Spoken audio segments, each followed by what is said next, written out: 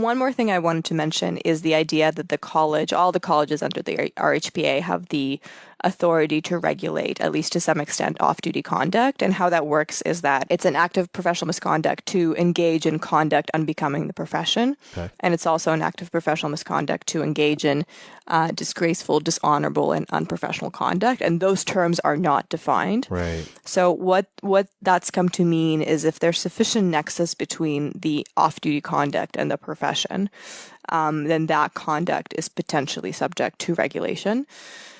So some examples of that, and I'll pull from cases that are reported because the hypotheticals here can kind of get out of hand. Yep. But one of the main cases in this area, and again, in these cases tend to, you kind of have to reach to the other health professions too, because there's not a lot of these cases. But in one of the cases, it was a physician, and there was an altercation at a child's play, like a school, like essentially some kind of event at a school.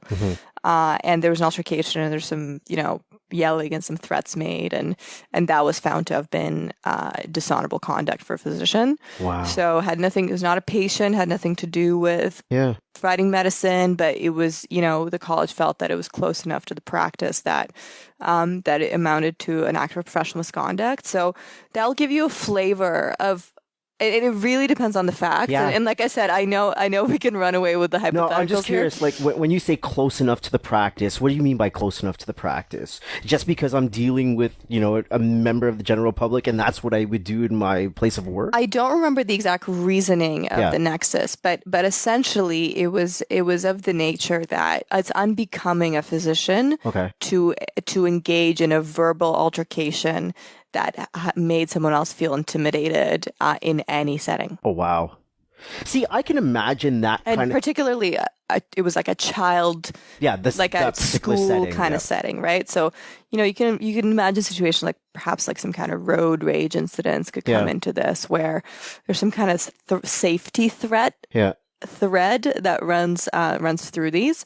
That could be one example of them. But the thing to remember is that the college has the authority to regulate off-duty conduct. Wow. And that professional hat, to some extent, never comes off. And that's the case for all the health professionals. That's the case for for lots of other professions, as well as the case for lawyers. There's so many people that I don't think would have realized that at all. So, exactly. Like, for example, I can see how unbecoming of a massage therapist would be to go to a strip joint. We could make that. That's an argument that would have to be made, but but I can definitely I can see how that conduct, because you're dealing with disrobed bodies on your table, and then in your off duty, you're potentially sexualizing disrobed bodies. Or have I gone like way on the deep end on that?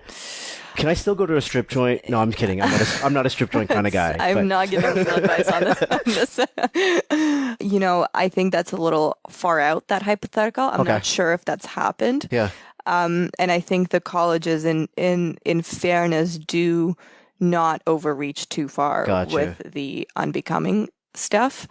So the unbecoming stuff would, and I don't want to ride on the hypotheticals, but the unbecoming stuff most likely comes out of something larger. So, for example, that altercation that happened, maybe the authorities were called, that type of thing? No, because that's going to involve the criminal aspect of it. It's possible. I mean, it's possible. Yes, it's possible that's how it came about. I'm not quite sure in that case. But, I think when you think about conduct unbecoming, you're probably thinking about something that is much more closely related to the practice. Okay. It's not a free-for-all, and in my experience, the colleges don't treat it as a free-for-all.